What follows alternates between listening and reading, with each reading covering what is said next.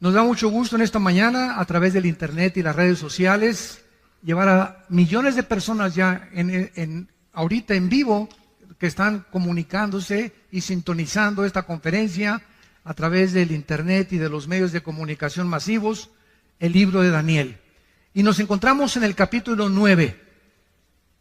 Todos ustedes que les interesa el estudio profundo de la profecía, las conferencias anteriores desde el capítulo 1, las tenemos grabadas, las pueden ustedes conseguir a la salida, para que tengas toda la colección de todo el libro de Daniel, capítulo por capítulo. En este capítulo 9 de Daniel, para poder tener un poco de base, y de los que no están todavía en el momento en el que se llevan a cabo las circunstancias del capítulo 9, Daniel estaba bajo el imperio de los babilonios y bajo el imperio de los persas. Fueron los imperios que se profetizaron en el capítulo 2. Y como yo les decía hace algún tiempo a un foro de ateos, la historia demuestra que Dios existe. La existencia de Dios se puede probar filosófica, histórica, genética, física, biológicamente, de muchas maneras. Epistológicamente también, cosmológicamente también, a través del universo. Pero una de las evidencias más grandes de la existencia de Dios es que la Biblia nos muestra con un orden perfecto de qué forma los imperios a través del tiempo han ido sucediéndose uno detrás de otro, exactamente con la misma cronología que la Biblia lo estableció hace más de 2.700, 2.800 años. ¿Qué les estoy diciendo? Que la Biblia es más moderna que el periódico de mañana en la mañana. Daniel se encontraba hace 2.500, 2.600 años en lo que ahorita es Siria e Irak. Precisamente donde está la olla hirviendo y donde ahorita está a punto de estallar una tercera guerra mundial, que no sería la tercera guerra mundial desde luego. Pero Daniel se encontraba en esa zona geográfica históricamente, y la misma arqueología ha demostrado que las evidencias, los reyes, los lugares geográficos que la Biblia menciona, los nombres que la Biblia menciona, todo ha sido comprobado a través de la arqueología y de la antropología, de una manera y con una evidencia sobrenatural. Entonces Daniel se encontraba ahí, y entonces él lee el libro de Isaías capítulo 25, porque Jeremías fue antes que Daniel, y Jeremías había profetizado que los judíos iban a estar en Babilonia exiliados o cautivos 70 años, y que al acabar la cautividad babilónica se les iba a permitir regresar a Jerusalén. Daniel fue uno de esos cautivos, que fue llevado en el año aproximado 585, 586 antes de Cristo a Babilonia por el rey Nabucodonosor. Entonces Daniel comienza a leer a Jeremías y descubre que está a punto de terminarse la cautividad babilónica, que los 70 años se iban a acabar ya, y comenzó Daniel a preguntarse: ¿y ahora qué va a ser de nosotros? ¿Cuál es tu plan, Señor, para nosotros? ¿Qué, ya has dejado a Jerusalén o nos vas a volver a disciplinar? Entonces Daniel se pone a ayunar y hace un ayuno de verduras y de agua nada más durante 3 semanas. En el momento en que Daniel se hinca a comenzar a preguntarle a Dios a través del ayuno para sensibilizar su espíritu, ¿qué es lo que Dios quiere para el futuro de Jerusalén? Dios manda un ángel desde el cielo para que baje a la tierra a traerle el mensaje a Daniel. Y la Biblia nos dice en el capítulo 10, cuando lleguemos al capítulo 10, que otro ángel, principado de Satanás, sale a intervenir, a obstaculizar que el ángel enviado por Dios llegara a la tierra y le diera el mensaje a Daniel. Entonces vemos en la Biblia que existe en el mundo espiritual que nos rodea un conflicto, una guerra cósmica que es real Y todos los acontecimientos que se suceden aquí en este planeta tienen repercusiones espirituales en el mundo invisible. Y el único libro de los billones de volúmenes de literatura que existen en las librerías, el único libro y de los que se consideran sagrados o religiosos, la Biblia es el único libro que nos muestra qué se encuentra detrás de las cortinas en el mundo espiritual. Ni el Tripitaka de Buda, ni el Ramayana de los Vedas, ni el libro del Mormón, ni el libro del Corán del Islam, ningún libro sagrado que tú menciones menciona las profecías y la certidumbre con la que la Biblia nos muestra el futuro. Muy bien, entonces viene una guerra y está el ángel ahí peleándose en el espacio, y en eso el ángel de Dios pide ayuda para que venga el arcángel Miguel. La palabra arcángel significa el principal o el primero de los ángeles. Y de acuerdo a la Biblia, Miguel es el arcángel que defiende exclusivamente a la nación de Israel.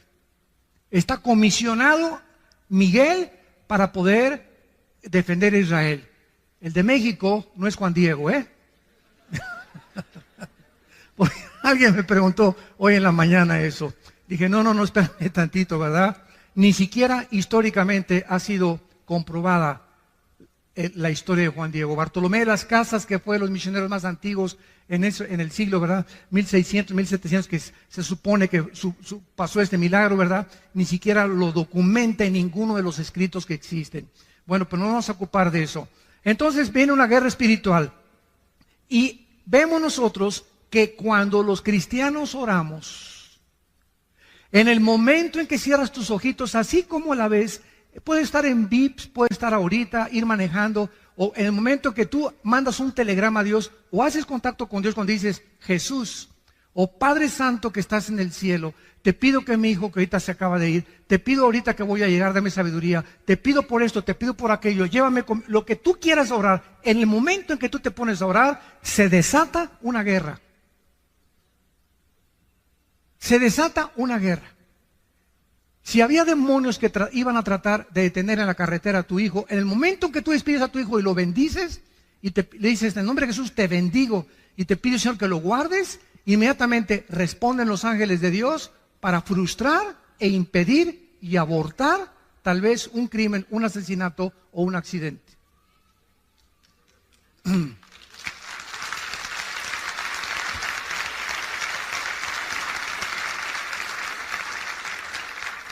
Finalmente, ¿verdad? El ángel llega a la tierra en lo que es ahorita Irán e Irak. Irán en la Biblia aparece con dos nombres. Irán aparece con el nombre de Elam, que todavía es una provincia que está en frontera con Arabia Saudita, e Irán aparece con el nombre de Persia. En 1935 se le cambió el nombre de Persia a Irán. Entonces, todas las naciones que nosotros encontramos, todas las naciones, cerca de 200 naciones que hay ahorita en el mundo, tienen el mismo origen en el capítulo 10 del libro del Bereshit, que es el Génesis. Ahí en el capítulo 10 del Génesis está el origen. Ningún libro de historia, ningún historiador, ningún lingüista, nadie puede decirte el origen ni de las lenguas, ni tampoco de las naciones. Han ido apareciendo por aquí y por allá, pero no el por qué aparecieron y de dónde surgieron los tres grupos o la raza humana, que son los jafetitas, que son los hijos de Jafet, los semitas, que son los asiáticos, y los camitas, que son los africanos. Toda la raza humana, de acuerdo a la Biblia, desciende de tres hombres, hijos de Noé. Jafet fundó todo lo que es el mundo de Europa, que es todo el mundo, ¿verdad?, de la raza blanca. Los semitas, todo lo que es el Medio Oriente y el Asia, y los hijos de Cam fundaron el continente africano. Entonces, esto es maravilloso porque nosotros podemos continuar buscando y escarbando el origen de todas las cosas. En el capítulo 9, versículo 20, vamos a abordar nuestra conferencia y vamos a iniciarla con la lectura de la comunicación de los ángeles a Daniel. Dice así, Daniel 9, versículo 20. aún estaba hablando y orando y confesando mi pecado y el pecado de mi pueblo Israel, y derramaba mi ruego delante de Jehová mi Dios por el monte santo de mi Dios, aún estaba hablando en oración cuando el varón Gabriel, ¿se acuerdan de Gabriel? Fue el que se le apareció a la Virgen María. Fue el que le dijo a María: el santo ser que nacerá en tu vientre será llamado Hijo de Dios. Es el mismo ángel mensajero principal o el correo de Dios. Gabriel, dice la Biblia, es el que Dios envía para darle el mensaje a Daniel. Y dice Daniel: a quien había visto, versículo 21, en la visión al principio, volando con presteza, vino a mí a la hora del sacrificio de la tarde. Y escuchen ustedes lo que dice el versículo 22. Me hizo entender. Todos nosotros tenemos un entendimiento limitado. Cuando yo digo he comprendido algo, estoy hablando, lo he comprendido el 100%. Pero cuando nosotros hablamos de Dios, es un ser o un ente incomprensible. Dios no puede ser comprendido el 100% por ningún ser humano. El conocimiento o la comprensión que podamos nosotros tener de Dios, de acuerdo a lo que calculó Alberto Einstein, un científico alemán nacionalizado norteamericano antes de la Segunda Guerra Mundial, dijo que tal vez el coeficiente intelectual del ser humano alcanzaba un 7 o un 8%. Así que parece que perdimos el 95% del entendimiento y la comprensión del mundo espiritual y del universo. ¿Cuándo fue esta pérdida? En la caída del huerto del Edén por Adán y por Eva. Cuando Adán y Eva se rebelaron contra Dios, el ser humano murió, se separó espiritualmente de Dios y su ADN, ácido de la información genética que traemos en cada una de nuestras células, se descompuso, se deterioró, se corrompió. Y de Adán a nuestros días, los seres humanos nacemos en un planeta y lo primero que hicimos es ontoi. ¿Qué estoy haciendo aquí? ¿De dónde vengo? ¿Quién hizo el universo? ¿Hacia dónde voy? Y entonces estas preguntas, como demandan interrogantes, demandan respuestas, el ser humano inventó dos líneas de pensamiento.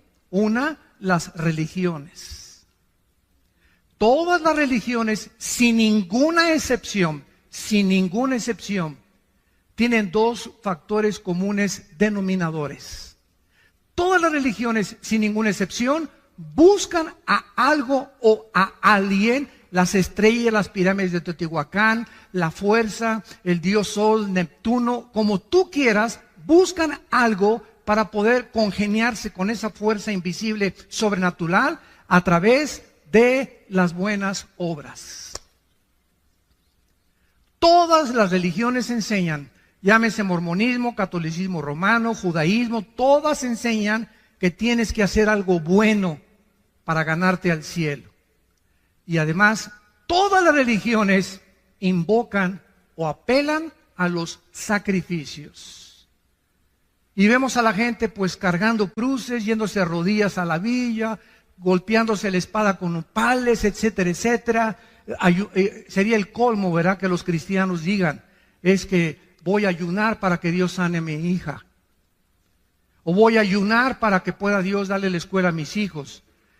Dios no... Si el arcángel le dice, oye, señor, ya tiene una semana sin comer, Juanita, ¿le sanas a su hija? Oye, qué Dios tan misericordioso, ¿no? Que está esperando, ya me viste, señor, ahora sí me tengo una semana sin comer y sin beber agua, señor, ahora sí me sanas a mi hija. Así es, quería que te sacrificaras y ya que te viera como la lengüita, como los perritos ladrando, entonces voy a sanar a tu hija. Nunca ayunemos para echarle manita de puerco a Dios. Nunca, el ayuno no es para eso. El ayuno es para buscar su voluntad en la Biblia. Y si no tienes tiempo de la Biblia, no ayunes. Porque si tratas de ayunar y te vas al trabajo o tienes diabetes, olvídate, ¿verdad? Vas a acabar en el psiquiátrico o en la otra vida. Entonces tenemos que entender claramente, ¿verdad?, la razón por la cual Dios nos dice eso. Y esta es la razón por la cual dice el versículo 22, que Dios tuvo que mandar, esto es antes de Cristo. El Espíritu Santo en el Antiguo Testamento no había bajado. Los ángeles bajaban al mundo y le daban a los seres humanos, como en el capítulo 18 de Génesis, que baja Cristo con 2 ángeles, a hablarle a Abraham y a decirle lo que iba a hacer con Sodoma. Personalmente, verbalmente hablaban los ángeles. Y entonces el ángel le da entendimiento, tiene la facultad a los ángeles de hacer entender las cosas antes de que Cristo viniera. Jesús dijo, cuando Él venga, Él los guiará a toda la verdad. Entonces, ahora tenemos el Espíritu Santo y el Espíritu Santo usa la Biblia. Entonces, el ángel es enviado para darle entendimiento de los futuros planes a Daniel y para que entendiera cuál es el futuro del mundo de Israel.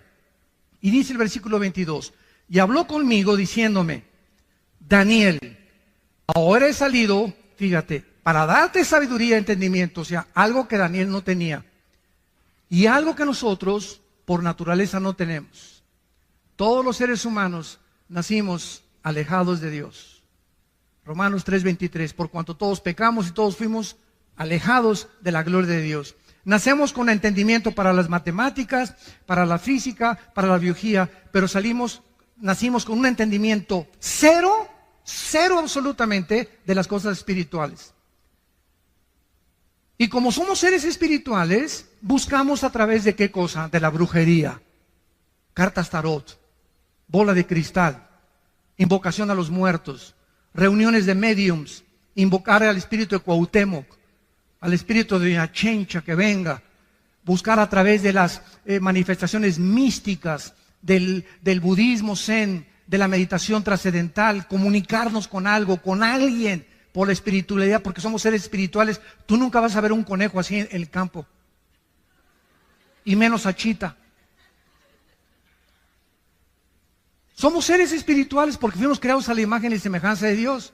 Ahora, si queremos comenzar a entender las cosas espirituales, Jesús dijo en Mateo 11, 25 al 28, Padre, te alabo, porque estas cosas, las cosas invisibles que nadie conoce, las escondiste de los sabios y de los entendidos y se las revelaste a los niños. Vengan a mí todos los que están trabajados y cargados, y los haré descansar. Y Jesús dice algo asombroso en este pasaje. Nadie conoce a Dios sino yo, y aquel a quien yo se lo quiera revelar. ¿Qué dice la Biblia? Que no importa cómo busques a Dios, a través de la marihuana, a través de los hongos alucinantes, a través del peyote, a través de la meditación trascendental, a través del budismo, todos son caminos que parecen derechos, pero ninguno te lleva a Dios. Si alguien quiere conocer las cosas espirituales y al Dios vivo, único y verdadero, es a través de Jesucristo. Nada más.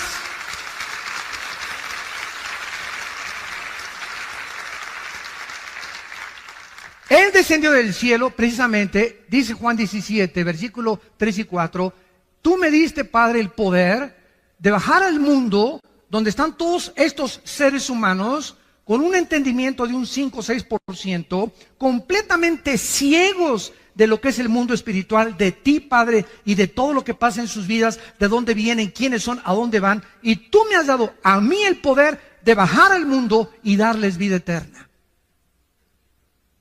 Y esta es la vida eterna, que te conozcan. A ti, al único y vivo verdadero Dios, y a Jesucristo a quien has enviado. ¿Pueden ustedes comenzar ya a entender algo? Sin Jesucristo no podemos nosotros conocer nada de Dios. Ahora, cuando Jesucristo les dijo a los discípulos, me voy, ahí nos vemos. Imagínense los discípulos, oye, espérame tantito, ¿cómo que te vas? Que tú nos has traído las palabras de vida eterna. Ahora sabemos que tú vienes de Dios y que regresas a Dios. pero ¿cómo nos vamos a quedar huérfanos? No, espérenme tantito. Dice, voy yo a mandar al Espíritu Santo que baje al mundo, y Él cuando entre a ustedes, ya no como en el Antiguo Testamento, que venía y se iba, y Dios hablaba a través de voces, a través de profetas, a través de experiencias místicas, a través de sueños. Dice Hebreos 1, versículo 1, Dios había hablado muchas veces, de muchas formas, a través de los profetas, ahora nos ha hablado por el Hijo. Cristo es la última palabra que Dios nos ha dado. Y el que no escucha al Hijo no tiene la vida. Estás escuchando voces extrañas. Si no es la voz del Hijo, estás escuchando la voz del enemigo. Y ahora el Espíritu, cuando recibes a Cristo, entonces por eso reciban a Cristo, por favor. Ese es el mensaje, es la carta que le entregamos al mundo. Abre tu corazón a Cristo, porque cuando le abres tu corazón a Cristo y crees que en la cruz Él paga por tus pecados, Él entra a tu vida en la persona del Espíritu Santo.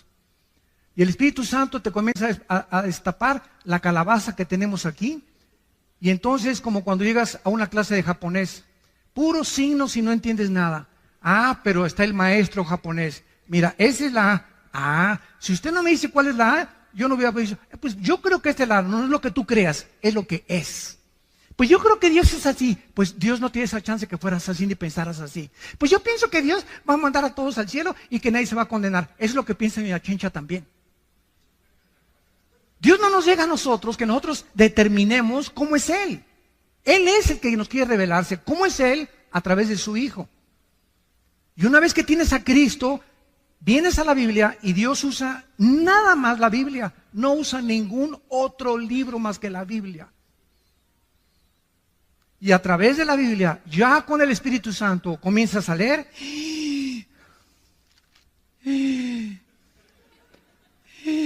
Ah, caray, híjole, qué tremendo. Y comienza sin que te des cuenta a entrar algo, porque ese espíritu, la palabra de la vida, a tu vida, comienza a lavarte, como dijo una persona, a usted le lavaron el cerebro y le dije, y bien que lo necesitaba.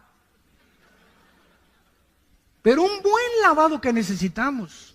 ¿Qué filosofías? ¿Qué Nietzsche? ¿Qué Marx? ¿Qué Freud? ¿Qué Darwin? ¿Qué puros hombres? Ninguno de ellos fue Dios. Ninguno de ellos murió en una cruz para pagar por nosotros.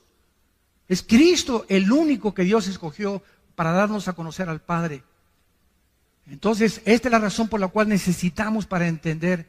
Este es el problema del ateísmo. Por ejemplo, el ateísmo es un problema de seres humanos con mente de caracol, con mente de ostión, ¿verdad? Con un 5 o 6%, que porque no quieren entender a Dios. ¿Y por qué? Siempre el argumento de los ateos. Si Dios es Dios, ¿por qué permitió a Satanás? ¿Y por qué permite el mal? Por eso el 95% de los ateos son hombres amargados. El 95% de los ateos son personas amargadas contra alguien que no existe. Qué ridículo, ¿no? Persiguen toda su vida y atacan toda su vida a alguien que no existe. Esto es increíble, ¿verdad? Es contradictorio de una forma intelectual y filosófica, pero es el problema del ateísmo. Oye, espérame, señor ateo, ¿tú reconoces que tu mente es limitada? Sí. Bueno, si tú reconoces que tu mente es limitada, ¿puede un niño de 3 años de edad entender la ecuación de Alberto Einstein, E igual a mc al cuadrado? ¿Qué es la teoría de la relatividad?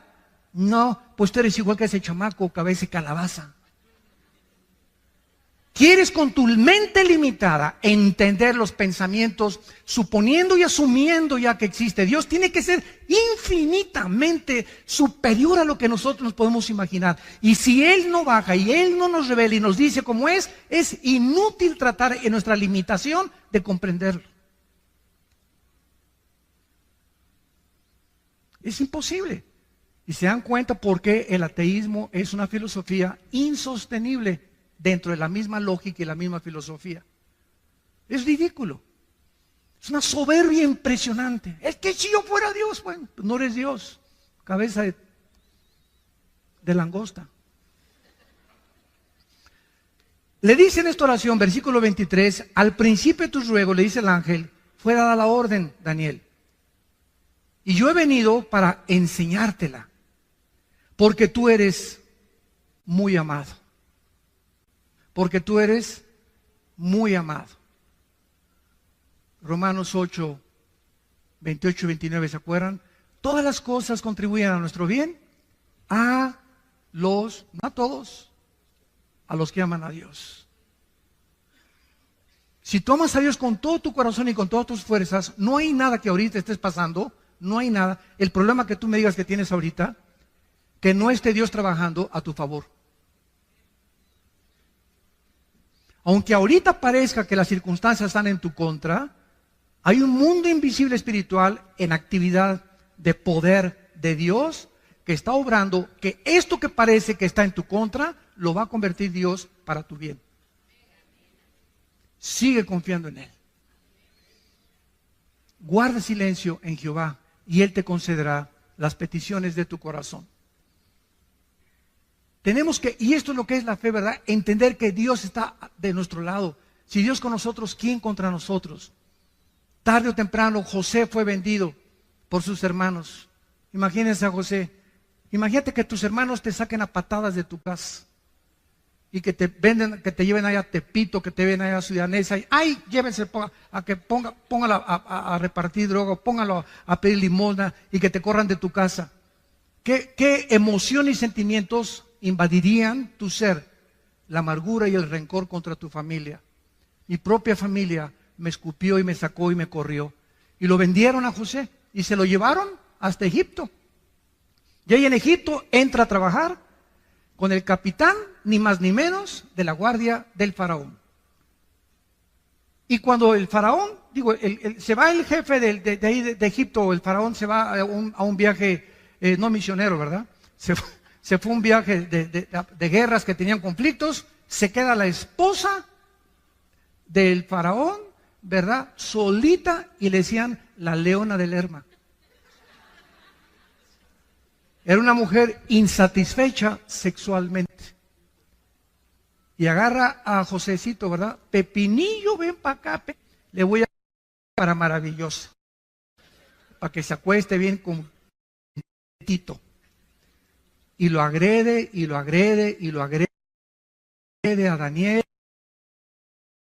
Y por no meter y se echa a correr porque el temor de Dios, agarra su saco ella, llega a Potifar, el capitán de la guardia, y le dice: entonces, este hombre, ¿verdad?, me quiso violar, y lo meten a la cárcel, todavía que lo venden sus hermanos, todavía que se va como esclavo, todavía que lo meten a la cárcel, sale de la cárcel, pasan muchos años, viene el hambre en Egipto, él comienza a guardar la comida para sus hermanos, y cuando sus hermanos lean el capítulo 50 del libro del Génesis, que es donde acaba, llegan los hermanos a Egipto, y José los ve. Él ya era gobernador de Egipto, porque lo hace el faraón, el gobernador de Egipto. Al ver a sus hermanos se ponen a llorar. ¿Cómo es posible? Te vendimos y todo. ¿Y saben qué contesta José? Ustedes buscaron un mal contra mí, pero Dios lo convirtió para el bien. Por eso los perdono.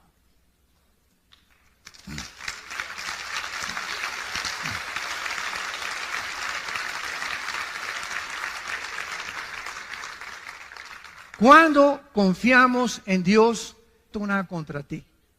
Ese es tu problema. Si tú tienes problemas conmigo, pero yo yo no tengo nada absolutamente contra ti. Ese es el secreto más grande, porque dice Santiago capítulo 4 que Dios da gracia a los humildes.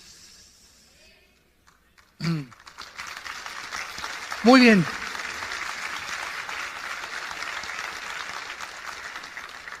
Y entonces el ángel le revela lo que se conoce en la Biblia como, yo le llamo el fundamento, yo le llamo a esta profecía de Daniel el fundamento de la escatología. La palabra escatología, para los que no sepan, viene de dos palabras, escatos y logos, que significa el conocimiento de las cosas del futuro. Entonces, un escatólogo es una persona que se dedica a estudiar profecías. Entonces, el fundamento de la Biblia, o sea, nadie puede entender Apocalipsis, nadie puede entender Ezequiel, nadie puede venir y decir, pues yo creo que esto significa, sin entender la profecía de la semana 70 de Daniel. Lo que vamos a ver ahorita en 4 o 5 versículos.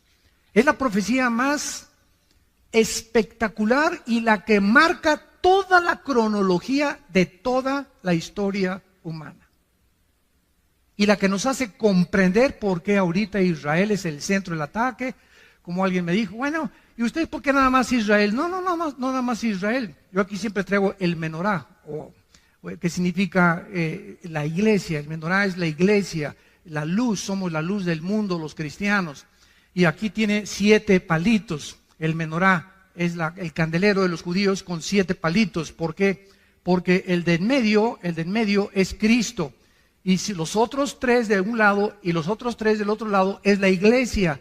¿Por qué? Porque el número 6 es el número del hombre en la Biblia. En la Biblia hay una numerología o una gramática que significa que cada letra tiene un significado bíblico o un significado numérico. Entonces, el hombre tiene el número 6, el 1 es el nombre de la unidad, el 3 de la Trinidad, el 5 es el número de la gracia, el 12 es el número del gobierno, el 8 es el número de la perfección total, etcétera, etcétera. Entonces, el menorá significa Cristo en medio de los seres humanos. Cristo en medio de los seres humanos. Y esto es precisamente por qué Dios usa los números en la Biblia. Vamos a esta profecía, versículo 24. 70 semanas están determinadas sobre tu pueblo y sobre tu santa ciudad. En la Biblia había semanas de días y de años. La palabra 70 es la palabra Shivin Shabun. La palabra semana en el hebreo es la palabra Shabua. Entonces está hablando 70 semanas o 70 años de semanas. Si multiplicamos 7 por 7, 49. En otras palabras, 490 años. Esto es asombroso. Te voy a dar la cronología de los años, Daniel. Hay 490 años para Israel. Y cuando se cumplan los 490 años, yo regreso. Y cuando los más grandes físicos, matemáticos y aquellos que han estudiado las leyes de las probabilidades también matemáticamente en la Biblia, matemáticamente también se demuestra que la Biblia es algo sobrenatural, han calculado exactamente la cantidad de años que se profetizó. Se lo voy a dar resumidamente para después abordarlo poco a poco. Ya se cumplieron 483 años. Vamos rápidamente a ver, nos vamos a brincar el 24 para darles un resumen. Sabe y entiende que desde la salida de la orden, y dice cuándo comenzar a contar, desde que salga la orden para restaurar y edificar a Jerusalén hasta cuando venga Cristo, desde que se dé la orden para edificar Jerusalén hasta el Mesías príncipe, habrá 7 semanas y 62 semanas, y se volverá a edificar la plaza y el muro en tiempos angustiosos. Y después de las 62 semanas se quitará la vida al Mesías. ¿Quién podría si no es Dios? Hace 2500, 2600 años dejarnos un documento como el que tenemos en nuestras manos y poder profetizar con tanta exactitud para que podamos comprender claramente que solo Él puede poner el orden y los tiempos. Escuchen ustedes, esto es absolutamente tremendo. Aproximadamente en el libro de Nehemías capítulo 2 se dio la orden para restaurar Jerusalén, en el libro de Nehemías. Y del libro de Nehemías hasta el domingo de Ramos. Apúntalo. Que fue en febrero del año 445 antes de Cristo, cuando se dio la orden de restaurar Jerusalén. Y cuando Cristo llega a Lucas 22, al domingo de Ramos, y en un burrito cabalgando, y todos creían que ya viene el Mesías, y de acuerdo a las profecías del reino, el Mesías va a establecer su reino, y vamos contra el Imperio Romano, y se acabó ya el yugo del Imperio Romano. Llega Jesucristo en un burrito, no en un caballo blanco como esperaban todos los conquistadores en el tiempo antiguo. Al entrar y declarar la victoria, entraban en caballos blancos.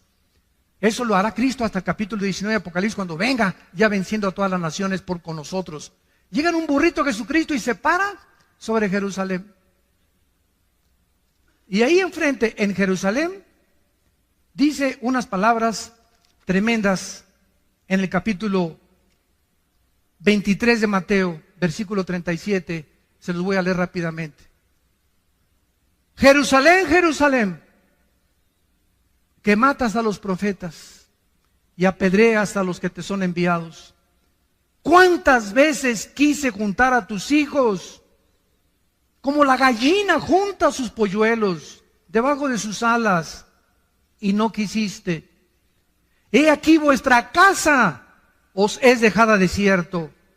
Pero en verdad les digo que desde ahora no me veréis hasta que digáis Baruch Hashem Adonai Eloheinu, que en hebreo significa bendito el que viene en el nombre del Señor. Baruch Hashem Adonai Eloheinu. Y esto lo vamos a ver en la profecía, que es exactamente en ese momento cuando Cristo declara esas palabras, que Dios deja de tratar con Israel. Pero si le sumamos a 483, 7 años son los 7 años que faltan para que se cumpla la profecía de la semana 70 de Daniel. Y estos 7 años serán los 7 años de la gran tribulación. Por eso la iglesia es imposible que vaya a atravesar la tribulación, porque no nos ha puesto Dios para la ira. Si regresamos a Daniel, vemos claramente para quién es esta profecía. Versículo 24, 70 semanas, o sea, 490 años, están determinados sobre tu pueblo y sobre tu santa ciudad, no a la iglesia.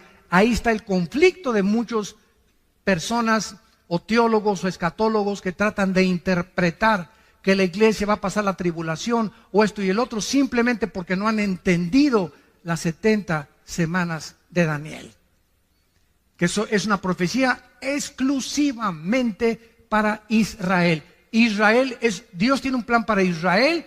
Síganme con cuidado. Dios tiene un plan para la iglesia. El plan de Dios para Israel y el plan para la iglesia son diferentes. Esto se llama dispensacionalismo. Cuando venga Cristo por nosotros en el arrebatamiento, en el momento que seamos sacados, tal vez un año antes, un mes antes, 3 días antes, inmediatamente un hombre en el Medio Oriente va a firmar un tratado de paz entre los árabes y los judíos. Este hombre se llama en la Biblia la bestia, el cuerno pequeño, el anticristo. Y en estos 7 años, supuestamente, él va a traer la paz. Va a venir con una bandera de paz. Apocalipsis 6, el caballo blanco, que es el caballo del primer jinete del Apocalipsis, viene con un arco sin flechas, implicando que viene con símbolos de paz engañadora. Y estos 7 años, la iglesia ya no está aquí. Ya nos fuimos. Adiós, mundo cruel, ya nunca te veré. See you later, alligator. Como dice la canción, ¿verdad? Ahí nos vemos, mundo cruel. Nosotros nos vamos, escuchen esto, y al irse nosotros, mucha gente cree que el Espíritu Santo se va con nosotros.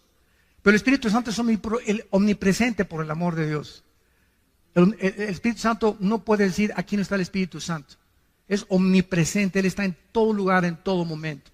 Claro que habitando de una forma especial en nosotros los cristianos, desde luego. Pero el Espíritu Santo, Él sigue aquí en la tribulación. Y entonces el Espíritu Santo va a trabajar de manera diferente, porque es otra dispensación. Se llama la dispensación de la tribulación. Antes de Cristo trabajó el Espíritu Santo, venía y se iba, venía y se iba. Crucifican a Cristo en Pentecostés, el Espíritu Santo viene, nos bautiza con el Espíritu Santo, somos llenos del Espíritu Santo, somos regenerados, somos la morada del Espíritu Santo, sellados con Él, hasta el día que resucitemos. Efesios 1, 13 y 14. Y cuando ya resucitemos y seamos transformados y nos vayamos con Cristo, el Espíritu Santo, dice Apocalipsis 7, que va a sellar en las frentes a 144,000 judíos. Y cuando estamos hablando de que en la frente es porque será algo visible para que sea visto, como lo hacía muchas veces en el Antiguo Testamento. Es otra manera en que el Espíritu Santo y el Evangelio tribulación se llama el Evangelio eterno. Ahorita estamos predicando el Evangelio de la gracia de Dios en la cruz. Y en la tribulación será el Evangelio del reino y de la eternidad. Y los ángeles van a ayudar a predicar a estos 144,000 el Evangelio. Así que nadie se va a quedar sin ningún testimonio. Y estos 144,000 judíos, escuchen esto, ustedes no se imaginan, hay miles de mexicanos de ascendencia judía, miles de italianos, costarricenses, etíopes, de Indonesia, españoles, franceses, ingleses, alemanes. Los judíos están repartidos en el mundo porque no solamente los que están en Jerusalén y en Israel son judíos. En el año 700 antes de Cristo, el imperio de los asirios llegó a Israel y agarró a las 10 tribus de Israel y se las llevó cautivas al norte, a Siria, donde está la guerra ahorita civil. Y desde el año 700 hasta nuestros días, estamos hablando de 2700 años, los judíos se perdieron y se dispersaron y se mezclaron con todas las naciones del mundo. Y hay judíos rusos, judíos negritos, judíos blancos, judíos mexicanos, etcétera, etcétera. Así que estos 144,000 judíos, muchos creen que solamente van a salir de Israel. No es verdad. Están mezclados en miles, en cientos de naciones, perdón. Decenas de naciones. Somos 200 naciones ahorita en el mundo. Entonces, es la forma como va a operar el Espíritu Santo en aquel tiempo. Regresamos a Daniel y rápidamente dice: 490 años, 70 semanas están determinadas sobre tu pueblo, sea Israel, y sobre Jerusalén. Lo que se enumera a continuación, que es lo que se conoce como las 6 profecías para la nación de Israel. Número 1, versículo 24. Dice así: para terminar la prevaricación, vamos a profundizar mucho en esto, y es importante conocer el significado de las raíces hebreas, de las palabras que se tradujeron al castellano. La palabra prevaricación en el hebreo es peshá, con P de papá y SH, así como suena peshá. Esta palabra se usa el 90% en el Antiguo Testamento y se traduce rebelión. Cuando un hombre es peshá, es un hombre rebelde. O cuando es peshá, es algo que una rebelión que está propagando contra alguien. Entonces, Dios está diciendo: van a pasar 490 años hasta que se termine la rebelión. O sea, el pueblo judío actualmente está en rebelión contra Dios. ¿Sabían ustedes, verdad? Gracias a Dios que hay, se calcula, 150,000 judíos, estoy hablando étnicamente, que ya aceptaron a Yeshua o a Jesús como su Salvador. Y se llaman congregaciones mesiánicas. Y casi siempre cuando hay un movimiento en la historia cristiana que se está gestando, por ejemplo, viene el movimiento carismático y se fueron a un extremo. Viene el movimiento de las lenguas y se fueron a un extremo. Viene el movimiento del mesianismo y se fueron a un extremo. Pero todo tarda tiempo porque somos bien imperfectos. Somos bien imperfectos. Entonces, para que cuaje la gelatina y para que se cocine el arroz, necesita meterse un tiempo, ¿verdad? El pastel se mete a que media hora en el horno y todo tarda hasta que ya sale cuajadito, ya sale cocido, y hasta que esté cocido no se puede comer. Y así pasa con los movimientos en la vida cristiana. Yo me recuerdo en los 70s, yo me convertí en el 74, yo llegaba a iglesias donde Dios sabe que estoy hablando la verdad. Y me agarraban con pinzas la lengua y me la jalaban y me decían: hablen lenguas. Y me jalaban la lengua con pinzas como de madera para que hablen lenguas. Y me daban zapes por detrás. Hable. ¿Cómo hablo así? Menos voy a hablar con esas pinzas en lengua, ¿no? Y después ya llegó al extremo completo, pero ya fue el extremo total cuando dijeron que si no hablabas en lenguas, no tenías al Espíritu Santo. Dios mío, Ave María. Y se aceptó como algo que si no hablabas en lengua no tienes el Espíritu Santo. O sea, la iglesia se divide entre los que tienen y si no lo tienes, no eres cristiano pero sin el Espíritu Santo. Espérame tantito, si soy cristiano tengo el Espíritu Santo, porque la palabra cristiano es ungido pequeño. ¿Quién es un cristiano? No es el que va a la iglesia, no es el que pertenece a una religión, no es el que es bautista, presbiteriano, nazareno o Villanueva para México, Amistad Cristiana. Es la persona que tiene al Espíritu Santo, no importa dónde tú vayas. Claro que tiene que ser congregación que tenga las bases, la autoridad de la Biblia, desde luego, ¿no? Pero lo que nos hace cristianos no es el edificio ni la denominación, ni el bautizo, sino tener al Espíritu Santo. Es lo que te hace cristiano. Y eres mi hermano y mi hermana en Jesucristo. Entonces, esta rebelión contra la autoridad de Dios se va a terminar. Veamos en Zacarías capítulo 12. Zacarías 12. Ahí brínquense unas páginas después. Sigue Joel, de Daniel, Jonás, Nahum. Como unas 20 páginas, yo creo. Y llegamos a Zacarías 12. ¿Se acuerdan la expresión de Cristo cuando llegó a Jerusalén? Que acabamos de leer en Mateo 23. Hasta que digas Baruch Hashem Adonai Elohim, no me verán hasta que digan bendito el que me ha nombrado. O sea, ustedes los judíos que me crucificaron y le gritaron a Pilato, sobre mí sea la sangre, sobre nosotros sea la sangre, cayó la maldición sobre ellos. Y hasta este momento, dice 2 Corintios capítulo 3, que el pueblo judío tiene una venda que hasta que se conviertan es quitada por Cristo.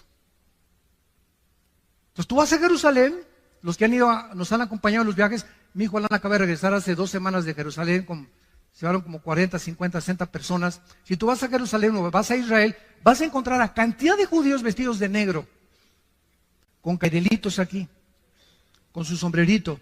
Se llaman judíos ortodoxos. Nos odian. Con odio jarocho. ¿De veras? No me acuerdo, hace 4 o 5 años cuando fuimos, que estábamos en la tumba de David y entramos a orar y estábamos así, éramos como 10 hermanos agarrados de las manos dentro de la tumba de David y entró un judío con una talid, así, comenzó a gritarnos a todos y nos comenzó a insultar, etcétera, etcétera, y todos para atrás, ¿no? Y teníamos ganas de descontarlo, ¿verdad? Pero y vamos a dar un buen testimonio, ¿verdad? Y se casó y se salió, ¿no? Pero es enervante para ellos oírnos orar a nosotros y pronunciar el nombre de Jesús. Entonces, ese es el grupo que son los fariseos del siglo XXI. Pero hay cantidad de judíos que ya aceptaron a Cristo como su Mesías. Pero esta rebelión prevalece todavía ahí en Israel. Hay una religiosidad asfixiante en Israel. Asfixiante. Por ejemplo, ustedes saben que estos judíos ortodoxos, o sea, todos los que ven ustedes de negro, todos sus hijos de ellos no van a la guerra, y el gobierno los tiene que mantener. El primer ministro Benjamín Netanyahu hace algunos meses trató de quitar este decreto y hacerlos trabajar, porque no trabajan. Desde que son niños, lo único que hacen es leer la Torah o el Mishnah, que es la ley, los 5 libros de Moisés o el Pentateuco. Y es a lo que se dedican, nada más, la pura leer. Y están siempre, leen y leen y leen. Desde chiquitos crecen eso, no van a la guerra, no trabajan y el gobierno los sostiene para mantener las tradiciones judías. Y es inconcebible, ¿verdad? Es ridículo, ¿verdad? Pero Netanyahu no le aprobaron el proyecto que hizo, ¿verdad? Y no pudo alcanzar nada. En Zacarías 12, dice el 9 al 10, hablando de este día futuro, que es futuro cuando Israel se convierta, y en aquel día, está hablando cuando Cristo venga, yo procuraré destruir a todas las naciones que vinieren contra Jerusalén. Y derramaré, escuchen, derramaré hasta ese tiempo, derramaré sobre la casa de David y sobre los moradores de Jerusalén espíritu de gracia y de oración, y mirarán a mí a quien traspasaron. Y llorarán como se llora por hijo unigénito, afligiéndose por él, como quien se aflige por el primogénito. No será hasta que Él venga y lo vean con sus llagas en las manos. Y digan, caray, Él era Jesús.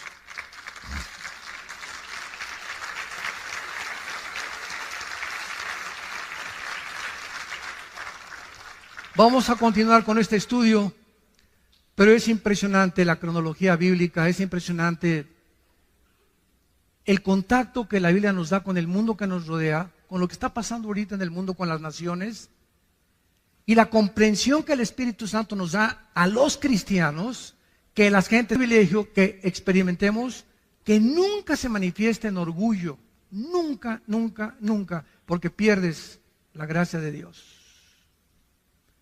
Que este privilegio, esta experiencia que tenemos de tener a Dios en nuestras vidas, nos humille al contrario, y saber que es por la gracia que yo cada semana mínimo le digo a Dios, Padre, ¿de dónde me sacaste? Me acuerdo de dónde me sacó Dios. Cuando yo me convertí, no era nadie. Estaba en el suelo, en el lodo estaba, revolcándome en la cochinada. Ahí estaba yo. No merecía ni el perdón de Dios, de todas mis maldades que hice. De ahí nos sacó, de una cantera, de una roca, de ahí nos sacó Dios y comenzó a trabajar como los escultores y con el cincel, con el martillo y el cincel, a sacar la figura de David de una escultura, de una roca, las figuras que hacen los escultores, ¿verdad? Así Dios, de una piedra que éramos nosotros, de un carbón, nos está convirtiendo en diamantes a los cristianos. Y por eso es tan importante el sufrimiento en los cristianos y las pruebas en los cristianos. Como decía Churchill, el primer ministro de Inglaterra, cuando hace calor no te salgas de la cocina. El momento que vienen las pruebas, ya no sé cristiano, parece ser cristiano y parece... Ay, y en la iglesia hay problemas. No estás en Disneylandia, hijo. No estamos todavía en Reino Aventura. En la casa, en la iglesia, no hay ninguna iglesia perfecta. Todos está trabajando Dios con nosotros, con todos nosotros. Tenemos que tener paciencia y aguantar, porque nos está forjando a través de este fuego y purificando nuestros corazones a través de las pruebas, para que pueda brillar la paciencia y la fe brillar con máximo esplendor, porque es lo más valioso que tenemos, la fe que Él nos ha dado en su Hijo Jesucristo. Oremos. Padre, gracias por tu palabra en esta mañana, en esta tarde también. Gracias por la esperanza bienaventurada que aguarda nuestro corazón de ver a tu Hijo en persona. Que cuando Él ascendió al cielo para despedirse de sus discípulos y comenzó a elevarse en el aire, los ángeles aparecieron y les dijeron a los apóstoles: ¿por qué miráis así al que se va? Porque exactamente como se va, regresará físicamente a establecer su reino entre ustedes. Y en aquel día secará vuestras lágrimas. Y en aquel día será como la mujer parturienta, que durante 9 meses ha sufrido. Y cuando el niño viene ya al mundo, se rompe la fuente, los dolores aumentan, pero cuando tiene esa criatura en sus brazos, todavía dice que venga el segundo o el tercero. Pero ese niño en sus brazos le hace olvidarse de todo lo que pasó, por el gozo de tener a su hijo, que finalmente está con ella, o a su hija. Y cuando tú vengas, esto le dijiste a los discípulos: así será con ustedes. En el mundo tendrán aflicción, pero confíen, yo he vencido al mundo. Y cuando yo venga, vuestras lágrimas se convertirán en gozo. Y nadie les volverá a quitar su gozo, porque ya no habrá muerte, ni enfermedades, ni sufrimientos, ni fricciones, porque todas las cosas serán hechas nuevas. En esta mañana, Dios te invita a que vengas a su Hijo Jesucristo. Lo que no has entendido, seguirás sin entendiéndolo, porque no lo tienes a Él. Pero en cuanto tú lo invites a tu vida, Él entrará a tu corazón, te quitará las vendas que cubren tu mente ahorita espirituales, y comenzarás a comprender las cosas profundas de Dios. ¿Qué tengo que hacer?, me preguntarás. Simplemente, en este instante, con tu rostro inclinado, con toda la sinceridad de tu vida, dile: perdona mis pecados, Señor. Creo que en la cruz tu Hijo pagó por ellos con la sangre que Él derramó. Creo que a los 3 días se levantó de los muertos, y te pido, Jesús, porque sé que vives, que en este instante entres a mi vida como mi Señor y mi Salvador. En tu nombre perfecto, santo y eterno te lo pido. Amén.